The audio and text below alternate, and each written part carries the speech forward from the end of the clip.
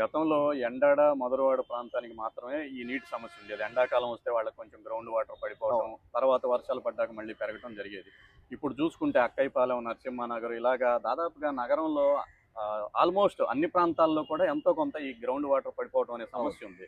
అంటే దీన్ని ఓవర్‌కమ్ చేయాలనంటే ఇప్పుడు ఇన్ని చెప్పుకున్నాము. ఇమ్మీడియేట్‌గా దీని నుంచి బయటపడాలనంటే ఎటువంటి చర్యలు ఈ తీసుకోవాలి? ఏడాది ఒక అత్యవసర పరిస్థితిగా పేర్కొని ఏదైతే కొండల మీద పడుతుందో నీరు, ఏదైతే నగరంలో పడుతుందో నీరు, ఏదైతే యూనివర్సిటీలో, రైల్వే ప్లేసుల్లో, పోర్ట్ ఏరియాలో పెద్ద పెద్ద ఏరియాలో వీళ్ళకి ఆ ప్రాంతం అంతా కూడా ఎక్కడ వర్షపు నీరు అక్కడే భూగర్భంలోకి వెళ్ళడానికి అవసరమైన చర్యలు చేపడితే అప్పుడప్పుడుగా పడిన వర్షపు నీరు అన్న భూగర్భంలో పెరిగే అవకాశం ఉంది. అంతేకాకుండా ఏదైతే వాగులు ఎన్ని ఉన్నాయో అక్కడ కూడా మనం వెంటనే చేసుకోవాలి. కొన్ని నదుల్లో మనకి వస్తే సిల్ట్ పెరిగిపోతుంది. ఆ పూడిక పెరిగిపోవడం వల్ల వర్షం అన్నది నీరు, వరద నీరు కానీ ఇటు డైరెక్ట్గా రావడం లేదు. ఆ సిల్ట్ క్లియరెన్స్ కూడా చేసుకొని వైజాగ్కి అత్యవసర పరిస్థితిగా మనం తీసుకొని చేస్తే వచ్చే సూపర్ ఎల్నినో తర్వాత వచ్చే ఈ వాతావరణ శీతోష్ణ స్థితి వేడెక్కుతున్న దానివల్ల వచ్చే నష్టాలను అధిగమించడానికి అవకాశం ఉంటుంది. ఎందుకంటే మనం ఈరోజు నీరు రేపు నీరు కాదు. మనం ముంబై నగరం చూసాం. అదృష్టం కొద్దీ వర్షం పడ్డది. లేకపోతే 40 రోజుల్లో ముంబైని ఖాళీ చేసి వెళ్ళిపోవాలి అనే పరిస్థితి వచ్చింది. గతంలో మనం చూసాం బెంగళూరులో సాంబారు సారు పెట్టుకోవద్దు అన్నారు. ఇలాంటి పరిస్థితులు రాకుండా ఉండాలంటే మన నగరంలో మనము ఇమీడియట్గా భూగర్భ జలాలు పెంపొందించుకోవాలి. ఎందుకంటే వైజాగ్ అనేది ఒక యూనిక్ ప్లేస్. అన్ని కొండలే.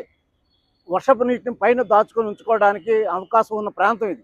కాబట్టి ఈ కొండల మీద ఇంకుడు గొయ్యలు తవ్వుకోవడం, ప్లైన్ ఏరియాలో ఇంకుడు గొయ్యలు తవ్వుకోవడం, వైజాగ్లోని పార్కుల్లో ఇంకుడు గొయ్యలు, స్పాంజ్ బెడ్లు పెట్టడం, ఓపెన్ ప్లేసుల్లో స్పాంజ్ బెడ్లు పెట్టడం, ప్రతి ఇంటి దగ్గర ఇంకుడు గొయ్యి ఉండేలా చేయడం, పాత ఇంకుడు గొయ్యలన్నీ మెరుగుపరచడం, పునరుద్ధరించడం చేయాల్సిన అవసరం అయితే ఉంది. ఈరోజు మనం చాలా ప్రభుత్వ కార్యాలయాల దగ్గర ఉన్న ఇంకుడు గుంతలు చూస్తే అవి పూర్తిగా చెత్తతో నిండి ఉన్నాయి. వాటిని ఓపెన్ చేసి క్లియర్ చేసి రిబిల్డ్ చేయాలి.